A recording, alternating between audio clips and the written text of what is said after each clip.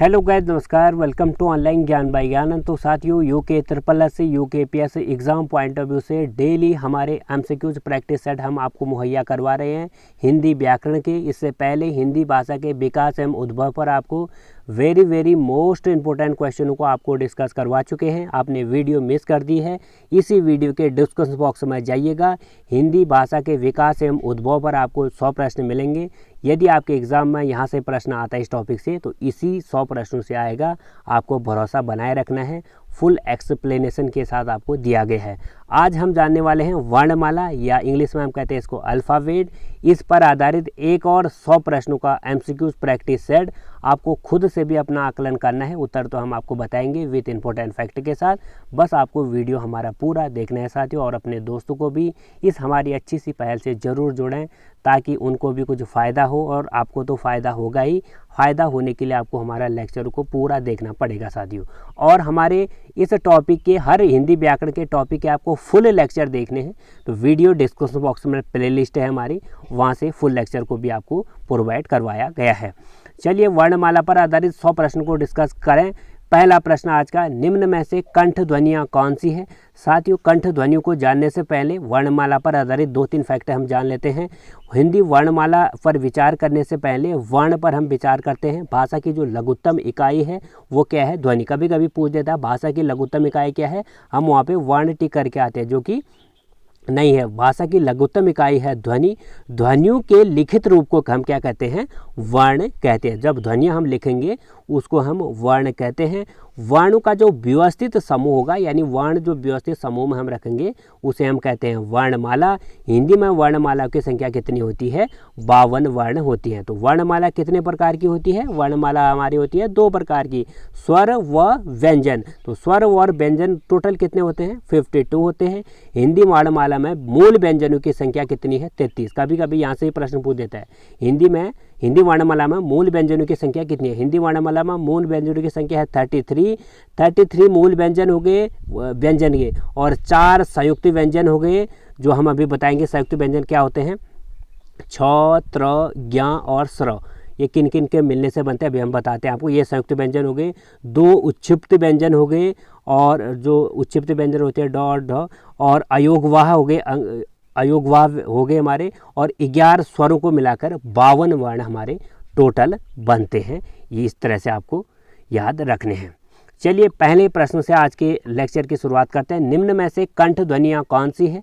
तो कंठ ध्वनियों को आपको पहचानना है। A, B, C, D option आपको दे रखे हैं। कंठ मतलब जिनका उच्चारण करने पर हमारे गले से आवाज़ निकलती है। तो गले से आवाज़ जिसमें निकल लिया, आपको खुद से एक बार प्रयोग करना है। तो साथियों, य और र पर तो गले से आवाज़ नहीं निकल रही है, चौ और जौ पर भी नहीं निकल रही है, ट और अड़ों पर भी हमारी जो जीभ है साथियों वो ऊपर नीचे मुड़ रही है, और क और ख में देखें, क ख, तो गले से सीधे आवाज़ हमारी निकल रही है। तो क और ख जो हमारी कंठ ध्वनियाँ होती हैं। साथियों, कंठ ध्वनियों को तो हम जान लिया हमने। पहले आपको बता दें स्पर्शी व्यंजन क्या होते हैं। तो स्पर्शी व्यंजन का मतलब हुआ जिन व्यंजनों का उच्चारण करते समय हमारी जीभ मुख के किसी न किसी भाग को टच करेगी, वह स्पर्शी व्यंजन हुआ। तो स्पर्शी व्यंजन कितने होते हैं? कभी कभी ये पूछ देता है। स्पर्शी व्यंजन होते हैं हमारे 25। तो 25 व्यंजनों में हमारा क वर्ग जो आता है, क वर्ग के उच्चारण में हमारा कंठ का प्रयोग होता है। च वर्ग के उच्चारण में हमारा तालु का प्रयोग होता है, यानी जीभ हमारे ऊपर टच करती है। ट वर्ग के उच्चारण में मूर्ति है हमारी जीभ, तो मुर्दा। तो और जो हमारा तौ वर्ग है, तौ वर्ग में दांतों का प्रयोग होता है, द, तो हमारी दांतों को टच करती है, यानी मूर्ति है। तो प वर्ग में हमारा ओंठ का प्रयोग होता है, प फ, तो हम आपकी ओंठ जो है टच हो रहे हैं ना, प प। तो इस तरह से ये होते हैं। तो टोटल जो है होते हैं साथियों स्पर्शी व्यंजन हमारे 25 होते हैं। तो अलग जो होते हैं हमारे वो बताते हैं। अंतस्थ व्यंजन होते हैं हमारा य, र, ल, व, और ऊष्म व्यंजन होते हैं हमारे स, ऊष्म मतलब क्या होते हैं? जिनके उच्चारण करने में हमारे जीभ में थोड़ा रगड़ आता है, स। तो ठीक है, इस तरह से हमें पहचानना है। तो आधुनिक व्याकरण की दृष्टि से ब वर्ण का वैष्टिक है। साथियों, वर्ण का रूप साथियों आपको बता दें, जैसे स्वर हमारे होते हैं वैसे व्यंजन भी होते हैं। वर्णमाला के रूप स्वरों को भी हम उच्चारण के आधार पर 4 से 5 भागों में विभाजित करते हैं। उसी प्रकार व्यंजनों को भी हम उच्चारण की दृष्टि से अलग अलग तरीके से विभाजित करते हैं। तो उसी दृष्टि से आपको बताना है व का पूरा उच्चारण स्थान। तो आपको बता दें साथियों, इसमें आपको जिक्र होगा अल्पप्राण का, महाप्राण का, सघोष का, अघोष का। तो पहले आपको डिस्कस करवा दें सघोष व्यंजन क्या होते हैं, अघोष व्यंजन क्या होते हैं, अल्पप्राण व्यंजन क्या होते हैं, महाप्राण व्यंजन क्या होते हैं और स्पर्शी व्यंजन क्या होते हैं। तो स्पर्शी व्यंजन क्या होते हैं? स्पर्शी व्यंजन जिनके उच्चारण करने वक्त हमारी जीभ किसी न किसी मुँह के किसी न किसी भाग को टच करेगी, वो स्पर्शी व्यंजन होंगे। व्याकरण में व्यंजन के कुल स्पर्शी व्यंजनों की संख्या है 25, जिसमें क वर्ग, च वर्ग और ट वर्ग, ट वर्ग और प वर्ग ये सब के हैं स्पर्शी व्यंजन के उदाहरण हैं। क वर्ग हमारा कंठ को टच करता है। त वर्ग के उच्चारण में च वर्ग के उच्चारण में तालु का प्रयोग होता है। ट वर्ग के उच्चारण में हमारी जीभ मुड़ती है, मुर्दा। और त वर्ग के उच्चारण में दंत का प्रयोग होता है। प वर्ग के उच्चारण में जो है होंठों का प्रयोग, ओष्ठ का प्रयोग होता है। तो आपको ये चीज़ें कन्फर्म याद हो गई। अल्पप्राण सघोष में बात करें, अल्पप्राण सघोष क्या होते हैं साथियों? जैसे आपको यहाँ पे दे रखा है क वर्ग दे रखा है आपको, क ख ग घ अंग, ये आपको क वर्ग इसमें दे रखा है। तो आपको बता दें, यदि आपको इसमें बताना है कि इसमें अल्पप्राण क्या है, महाप्राण क्या है, सघोष क्या है, अघोष क्या है, तो हर वर्ग का पहला, तीसरा और हर वर्ग का नहीं, जो हमारे वो हैं, जो हमारे स्पर्शी व्यंजन है, स्पर्शी व्यंजन की संख्या कितनी हमारी 25 है। क वर्ग, च वर्ग, ट वर्ग और ये प वर्ग, ये सब क्या है हमारे स्पर्शी व्यंजन है। और त वर्ग स्पर्शी व्यंजन की 25 है। तो इन 25 में से जो पहला और तीसरा और पांचवा वर्ण होगा हमारा, वो होगा हमारा अल्पप्राण। अल्पप्राण मतलब क्या होता है? जिनके उच्चारण में हमारे मुंह से कम ध्वनि निकलती है, वो होता है अल्पप्राण, पहला, तीसरा और पांचवा वर्ण।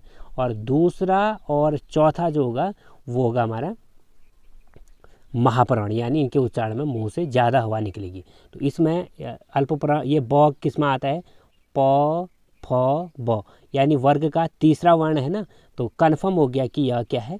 अल्पप्राण है, क्योंकि हमने पढ़ा कि पहला, तीसरा और पांचवा जो वर्ण होता है वह क्या होता है? अल्पप्राण होता है। दूसरा और चौथा महाप्राण होता है। तो ठीक हो गया, अल्पप्राण है। फिर आता है सघोष। सघोष और अघोष क्या होते हैं साथियों? सघोष और अघोष वैसे ही है जैसे ये हमने अभी अल्पप्राण महाप्राण पढ़े। जैसे क वर्ग का एग्जाम्पल हमें ले लेते हैं। तो क वर्ग का एग्जाम्पल हम ले लें तो वर्ग का पहला और दूसरा जो वर्ण होगा वो अघोष होगा। वर्ग का तीसरा और चौथा और पांचवा वर्ण क्या होगा? सघोष होगा। हर मैं काम तो नहीं करेगा ये, बट आपका काम कहाँ करेगा? स्पर्शी व्यंजनों में। ठीक है, जो हमारे स्पर्शी व्यंजन अभी हमने आपको बताए। तो स्पर्शी व्यंजनों में जो पहला दूसरा वर्ण होगा वो होगा हमारा अघोष, तीसरा चौथा और पांचवा वर्ण होगा सघोष। और स्पर्शी व्यंजनों में पहला, तीसरा, पांचवा होगा अल्पप्राण, दूसरा चौथा होगा महाप्राण। ये आपको याद रखना है।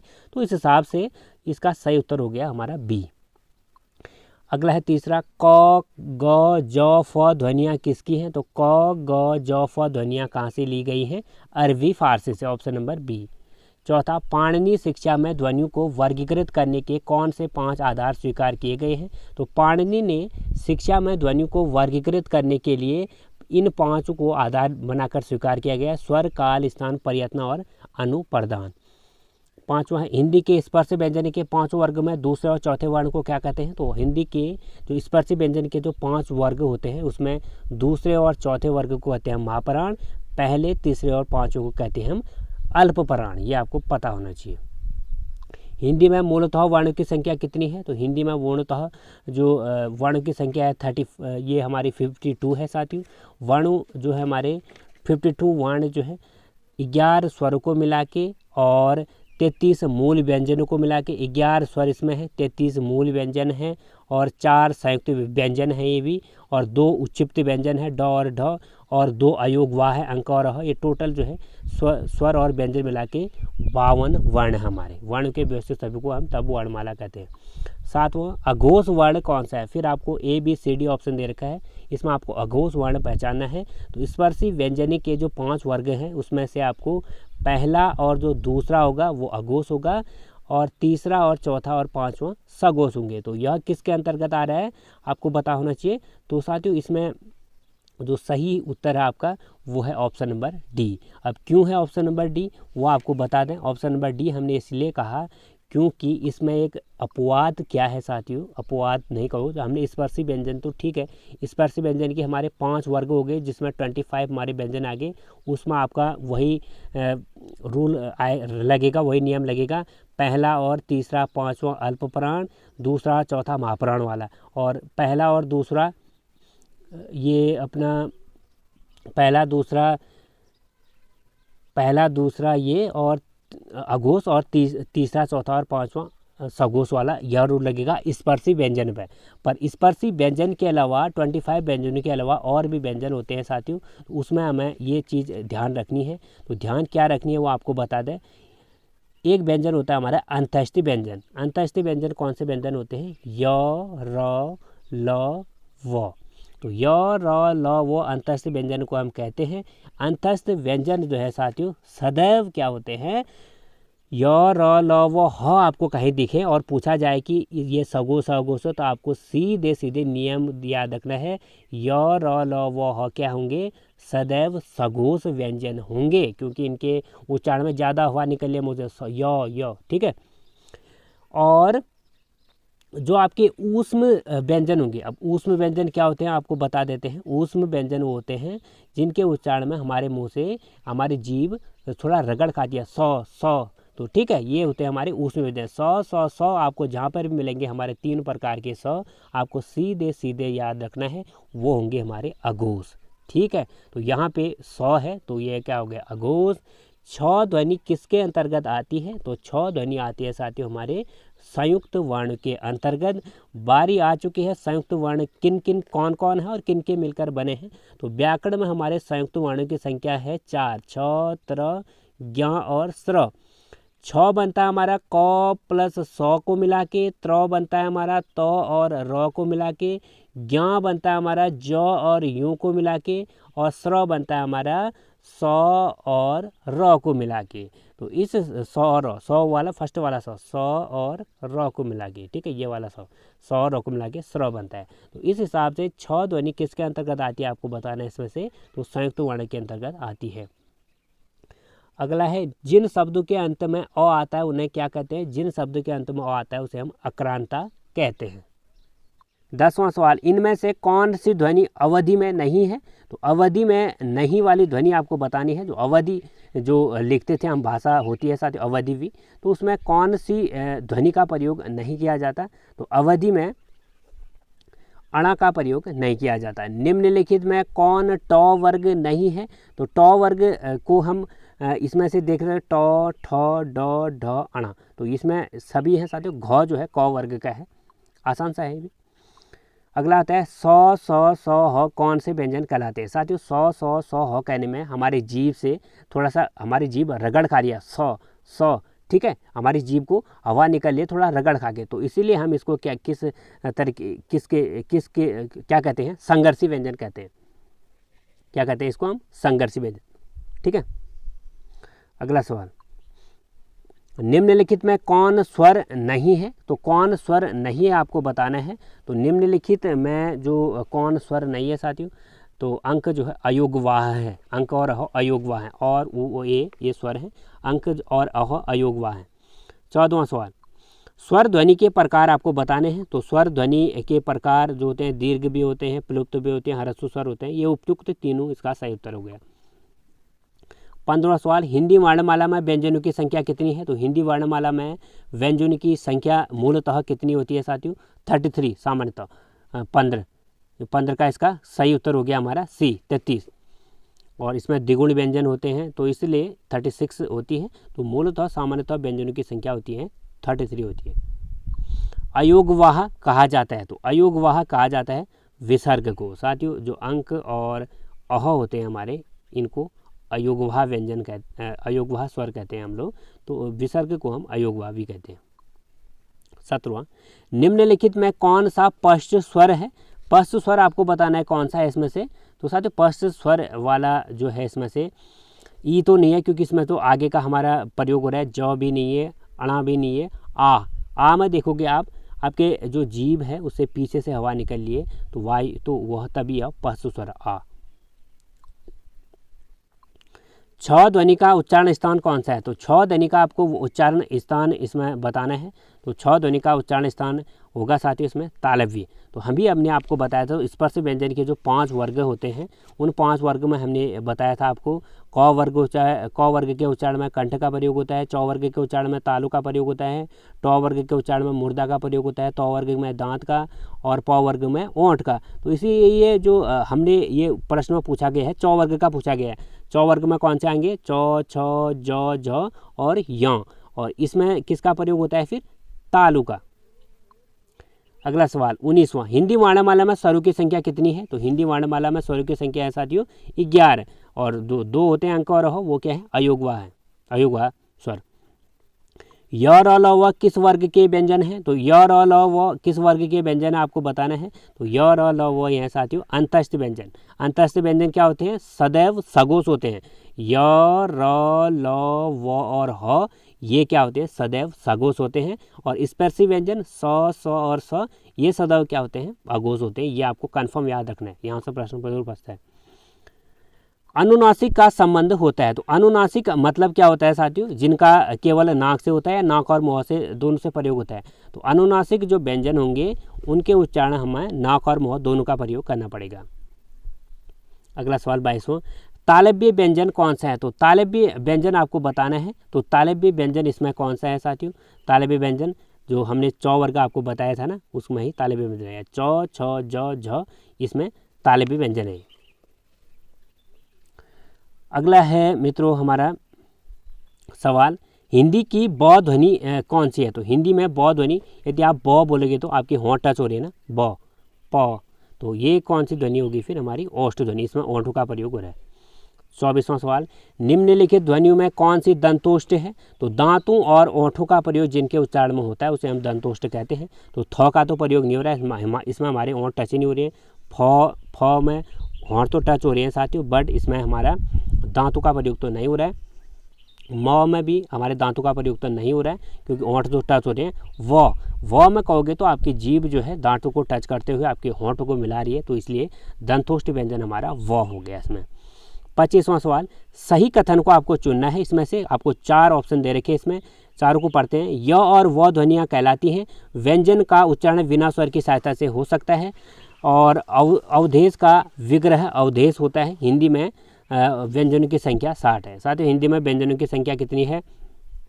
33 है। ये सरासर इसमें गलत है। अवधेश का विग्रह अवधेश होता है, ये भी इसका गलत है। ठीक है। और य और व ध्वनियाँ कहलाती हैं, य और व ध्वनियाँ कहलाती हैं और व्यंजन का उच्चारण बिना स्वर की सहायता से हो सकता है।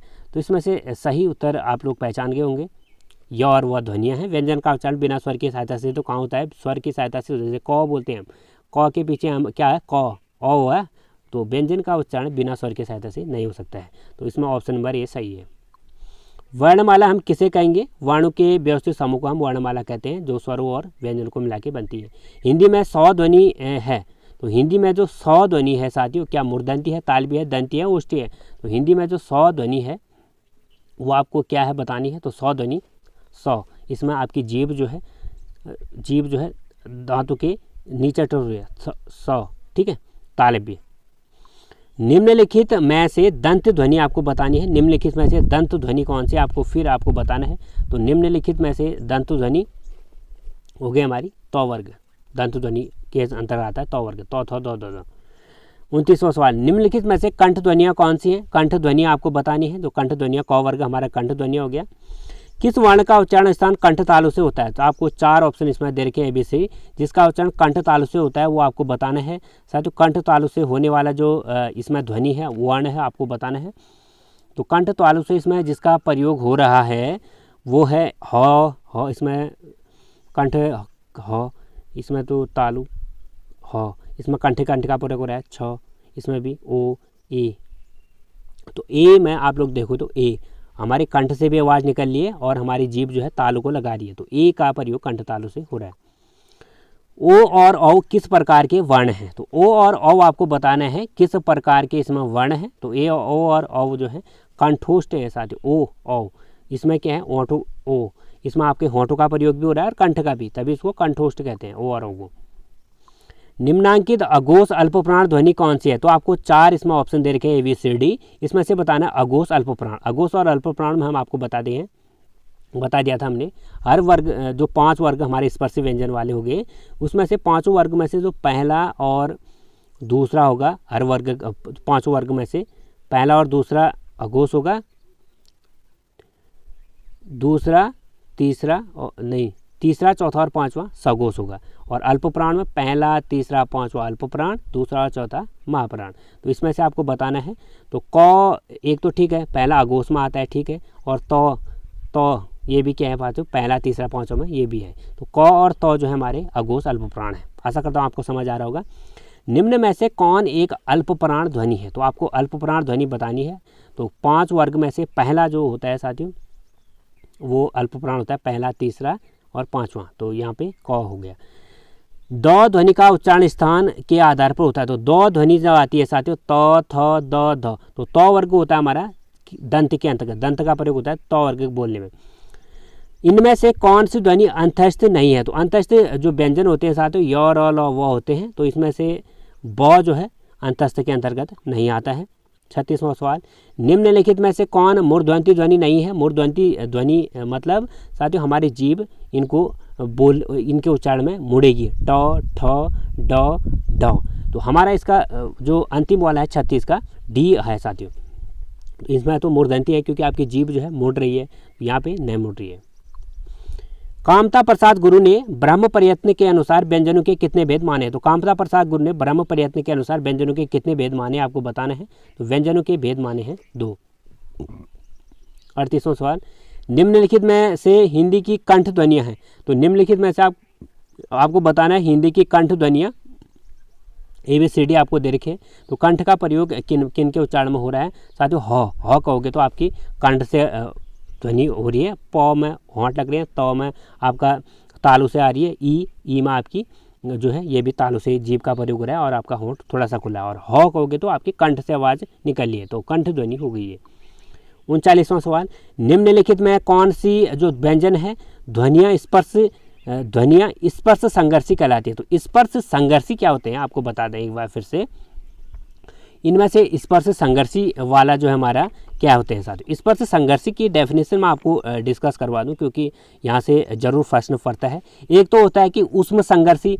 उष्म का मतलब होता है साथियों गर्म, यानी उष्म संघर्षी वाले जो व्यंजन होते हैं हमारे, उसको इनके उच्चारण में हम जैसे सौ कहेंगे ना, जिनका उच्चारण सौ ह कहोगे आप, आपके उच्चारण में आपके मुंह से इस तरह से वायु निकलेगी रगड़ा खाते हुए, सौ। तो ठीक है, ये हो गया हमारे किस टाइप के?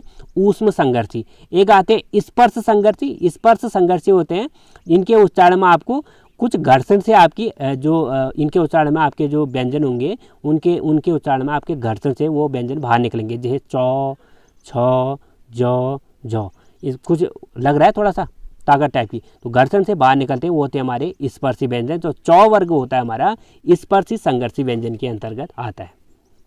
आशा करता हूँ आपको आ रहा होगा। उच्चारण की दृष्टि से व ध्वनि कौन सी है? तो व ध्वनि हमारी दंतोष्ठ। हिंदी की ओष्ठ ध्वनि कौन सी है? तो हिंदी की ओष्ठ ध्वनि, हिंदी की ओष्ठ ध्वनि आपको बताना है जिसमें ओष्ठ का प्रयोग हो रहा है, अ थ ये म और ज। इसमें म जो है साथ ही इसमें ओठों का प्रयोग हो रहा है, उनके आपके उच्चारण में म बोलो, म हो रहा है ना उच्चारण। हिंदी की मूर्धन्य ध्वनियाँ कौन सी है? तो मूर्धन्य ध्वनियाँ कौन सी है साथियों? जिसमें आपके उच्चारण में जीभ थोड़ा मुड़ रही है, आपको ट ठ बोलो एक बार, तो ट ठ ड आपकी जीभ मुड़ रही है ना, तो अभी इसको मूर्धन्य ध्वनियाँ ये है। 43वां, निम्नलिखित ध्वनियों में कौन महाप्राण है? तो महाप्राण आपको बताने इनमें से। तो महाप्राण और अल्पप्राण हम आपको बता चुके हैं। जो पांच वर्ग हैं हमारे, उनमें पहला तीसरा और पांचवा जो वर्ण है वो अल्पप्राण, दूसरा और चौथा महाप्राण। तो ट ठ ड ढ में ट तो हो गया अल्पप्राण, ठ होगा महाप्राण। तो इसमें से महाप्राण हो गया हमारा ऑप्शन नंबर डी। हिंदी की अग्र अवृताकार संवृत स्वर ध्वनि कौन सी है? तो अवृताकार स्वर संवृत स्वर कौन सा है? तो संवृत क्या होते हैं साथियों? संवृत और अवृत उसमें हम आपको बता चुके हैं, जिनमें आपका जो मुंह है आपका संवृत ई, आपका मुंह खुलता ही नहीं है संवृत। फिर होता है अर्ध संवृत। संवृत में आपका मुंह जो है उच्चारण करने में इनका बहुत कम खुलता है मतलब। तो इस तरह से इसको संवृत कहते हैं, जो स्वरों के भेद हैं उसमें ही आता है ये। संवृत वाले में एक बार आपको इसकी परिभाषा बता दूं। संवृत वाले जो होते हैं साथियों, जिन स्वर के उच्चारण में जीभ का किसी से बाधा नहीं होती और जीभ का हल्का सा टच होते हुए आता है साथियों, उसे कहते हैं हम संवृत स्वर। जो ई, बड़ी ई और ऊ होते हैं हमारे, इसमें संवृत के अंतर्गत आते हैं, अर्ध संवृत के अंतर्गत। तो यहाँ पे अर्ध संवृत पूछा है तो ई ऑप्शन ई इसका सही उत्तर है। हिंदी की स्पर्श, घोष, महाप्राण, ओष्ठ ध्वनि व्यंजन कौन सी है? तो हम आपको बता चुके हैं, ओष्ठ, संघर्षी, महाप्राण, ओष्ठ सब ध्वनियों को आपको एक बार अप्लाई खुद से करना है इसमें से। तो इसका सही उत्तर हो गया साथियों 45 का आप क्या ए। निम्नलिखित में से कौन सा स्वर संवृत है? संवृत आपको बताना है संवृत स्वर। तो संवृत और अर्ध संवृत में हम आपको बता चुके हैं, जिनके उच्चारण में हल्का सा आपका मुंह खुलता है उसे संवृत, और आपका पूरा खुलता है साथियों उसे कहते हैं विवृत। तो इस तरह से ई इसमें संवृत हो गया। निम्न में अर्ध स्वर कहलाता है, तो अर्ध स्वर कहते हैं हम य और योर। अर्ध स्वर है साथियों, इसमें से अर्ध स्वर कहते हैं हम य को, ठीक है। इनका उच्चारण स्वरों के काफ़ी पास होता है, इसलिए हम इनको अर्ध स्वर कहते हैं। इनमें से कौन व्यंजन अल्पप्राण है? इनमें से कौन सा व्यंजन आपको अल्पप्राण है? चौ और जौ। चौ जो है साथियों चौ वर्ग का पहला वर्ण है, इसलिए अल्पप्राण है, ऑप्शन नंबर सी। 49वां, इनमें से कौन सा वर्ण जो है स्पर्श व्यंजन नहीं है? स्पर्श व्यंजन नहीं है यह तो आपको पता होगा साथियों, क वर्ग, चौ वर्ग और ट वर्ग और प वर्ग और त वर्ग, ये सारे क्या है स्पर्श व्यंजन है। स्पर्श व्यंजन की संख्या 25 है। तो य, र, ल वही अंतस्थ व्यंजन है, यहाँ पे स्पर्श व्यंजन पूछा गया, तो यह इसका उत्तर हुआ। मात्रा स्वर को क्या कहते हैं? तो मात्रा स्वर को किस नाम से हम जानते हैं, आपको बताना है। तो मात्रा स्वर को हम जानते हैं साथियों समरूप यानी ग्राफीम के नाम से। अगला सवाल 51, भाषा निर्माण की इकाइयों का सही अनुक्रम कौन सा है? तो भाषा का विकास है, भाषा की जो सबसे छोटी इकाई है भाषा की, सबसे पहले ध्वनि, फिर ध्वनि को हम शब्द का रूप देते हैं, तो शब्द को मिलाकर पद बनता है, और पद को जब हम सम्मिलित करते हैं साथियों तो एक वाक्य का निर्माण होता है। तो इसका सही अनुक्रम हमारा ऑप्शन नंबर डी हो गया। तो निम्नांकित में से उच्चारण स्थान के आधार पर कंठ से लेकर लीवर जो विवर में उच्चारित व्यंजन ध्वनियों का सही क्रम आपको बताना है। तो साथियों कंठ, तालव्य, वर्तसी, दंती और ओष्ठ जो है इसका सही अनुक्रम है। कंठी में आते हैं क वर्ग, हम आपको बार बार बता रहे हैं, कंठ में आते हैं क वर्ग, तालव्य में आते हैं च वर्ग, मूर्धा में आते हैं ट वर्ग, दंत में आते हैं त वर्ग और ओष्ठ में आते हैं हमारे प वर्ग। तो इस तरह से इसका सही अनुक्रम यही है। निम्नलिखित में ओष्ठ ध्वनि नहीं है, तो ओष्ठ ध्वनि आपको बताना है नहीं है, में प है, ब है, म है, इसमें होठों का प्रयोग हो रहा है, चौ में नहीं हो रहा है साथियों। चौ हमारी जो कौन सी ध्वनि है तालु ध्वनि है, चौ। 54वां, अनुनासिक व्यंजन कौन से होते हैं? तो अनुनासिक व्यंजन कौन से होते हैं? अनुनासिक व्यंजन कौन से होते हैं? तो अनुनासिक व्यंजन आपको वर्ग के पंचमाक्षर, वर्ग का तृतीयाक्षर, भौम या वर्ग का पंचमाक्षर। तो इसका सही उत्तर है साथियों जो हमारा अनुनासिक होते हैं वर्ग का तृतीयाक्षर अनुनासिक होता है। कंठोष्ठ ध्वनि का एक उदाहरण आपको बताना है इसमें से। कंठोष्ठ ध्वनि का जो इसमें उदाहरण है ओ। स्र एक संयुक्त व्यंजन है जो किसको मिलाकर बनता है? चलिए अब बारी आ चुकी है संयुक्त व्यंजनों को जानने की। तो साथियों छ, त्र और ज्ञ और जो स्र है हमारे ये संयुक्त व्यंजन आते हैं। तो छ बनता है वो बनता है क और स को मिलके, छ बनता है क और स को मिलके, और त्र बनता है किससे? त और र को मिलके, और ज्ञ बनता है किसको मिलके? ज और यूं को मिलके, ठीक है। और स्र बनता है हमारा स और र को मिलके। तो इस तरह से हमारे चार जो है संयुक्त व्यंजन है। इसमें पूछा है स्र के बारे में, तो स्र जो मिलके बनाया साथियों वो स प्लस र को मिलके बनाया। तो ऑप्शन नंबर इसका सही उत्तर आपका हो गया 56 का सी। एक बार फिर से आपको बता दूं हमारे चार संयुक्त व्यंजन है। जो चार संयुक्त व्यंजनों में आपको बताना है, चार जो संयुक्त व्यंजन है उसमें से वो किस किस के बनते, कभी कभार पूछ देता है साथियों। चार संयुक्त व्यंजन में छ, त्र, ज्ञ और स्र हमारे चार संयुक्त व्यंजन। क जो होता है या स्र जो होता है साथियों किस किस से मिलकर बना है? छ बना है क और स को मिलके, त्र बना है त और र को मिलके, ज्ञ बना है ज और यूं को मिलके, स्र बना है स और र को मिलके। तो इस तरह से आपको याद रखना है। नासिक की व्यंजन की पहचान करें, आपको बताना इसमें से नासिक की व्यंजन, तो घ्यू, इसमें नाक का प्रयोग हो रहा है ना आपका घ्यू, तो यहाँ पे नासिक व्यंजन हुआ है। स्वरों के उच्चारण में लगने वाले समय को कहते हैं, तो स्वरों के उच्चारण में लगने वाले समय को कहते हैं, तो स्वरों के उच्चारण में जो लगने वाला समय है उसका हम मात्रा का समय कहते हैं, तो मात्रा।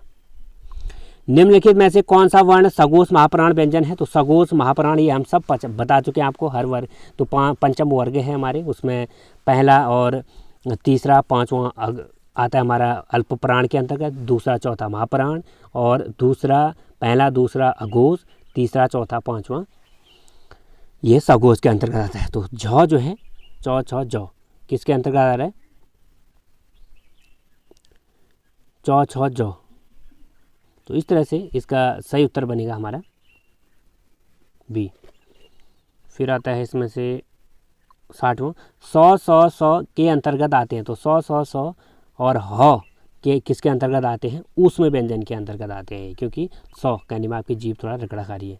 इनमें से अंतस्थ वर्ण है, तो अंतस्थ वर्ण आपको बताना है, अंतस्थ वर्ण है व, य र ल व को हम अंतस्थ व्यंजन कहते हैं, तो वो इसमें बता रखा है, तो अंतस्थ हो गए। प्रयत्न के आधार पर ल किस प्रकार की ध्वनि है, तो प्रयत्न के आधार पर जो ल ध्वनि है साथियों उसको हम पार्श्विक कहते हैं। पार्श्विक के बारे में आपको बता दें, जिस व्यंजन के उच्चारण में वायु जीभ के दोनों जो पार्श्व होते हैं आपके उससे बगल से निकलते हैं उसे पार्श्व व्यंजन कहते हैं। एक ही व्यंजन ऐसा हमारा लौ कहोगे तो आपकी जीभ मुड़ेगी और जो दोनों आपके गड्ढे टाइप के बनने बोलने में उसके दोनों ओर से निकलेगी, तो इसी को पार्श्व व्यंजन कहते हैं। 63वां, उच्चिप्त व्यंजन का उदाहरण बताना है आपको। उच्चिप्त व्यंजन का उदाहरण है जो आपके ड और ढ जो है आपकी वो उच्चिप्त व्यंजन है। संयुक्त व्यंजन नहीं है, तो संयुक्त व्यंजन आपको बताना है, नहीं है इसमें से, तो छ त्र ज्ञ ये तो है ही साथियों, स्र त्र ये ज्ञ और स्र ये है। सौ जो है यहाँ पे उच्चिप्त संयुक्त व्यंजन नहीं है साथियों, संयुक्त व्यंजन पूछा है, ये सौ जो है इसमें प्रयोग होता है पर यह है नहीं। भाषा विज्ञान की दृष्टि से ऊ किस प्रकार स्वर है, तो भाषा विज्ञान की दृष्टि से ऊ जो स्वर है वो किस तरह से अग्र विवृत है, पश्च है, अग्र है, पश्च विवृत है, तो इसका सही उत्तर बनेगा हमारा पश्च संवृत। ऊ बोलोगे आपकी मुंह हल्का सा खुला है ना ऊ, तो इस तरह से पश्च संवृत हुआ है। हिंदी वर्णमाला में अंक और अह क्या है, हिंदी वर्णमाला में अंक और अयोग हुआ है। ये निम्नलिखित में से कौन सा व्यंजन संघर्षी है, तो संघर्षी व्यंजन आपको बताना है, तो निम्न में से संघर्षी जो व्यंजन है वो कौन सा है, आपको इसमें से पता होगा, तो बताइए। संघर्षी व्यंजन हमारा ह। इनमें से कौन संयुक्त व्यंजन नहीं है, तो संयुक्त व्यंजन नहीं है आपको बताना है, तो संयुक्त व्यंजन नहीं है का आपका आ गया फ। निम्नलिखित व्यंजन में कौन सा संयुक्त व्यंजन नहीं है, तो संयुक्त व्यंजन नहीं है आपको बताना है, तो इसका सही उत्तर हो गया स। निम्न में से कौन सा व्यंजन स्पर्श संघर्षी है, तो स्पर्श संघर्षी है वाली में आपको बताना है, तो इसका सही उत्तर हो गया ज।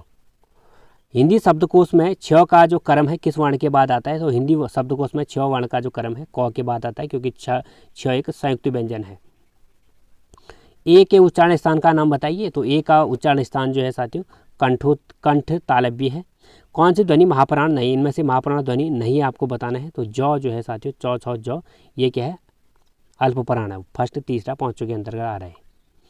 इनमें निम्न में से कौन सा व्यंजन पार्श्विक है, तो लौ को हम पार्श्विक व्यंजन कहते हैं, क्योंकि हम जीभ यदि मुड़ती है तो ये साइड से निकल जाता है पार्श्विक ध्वनि।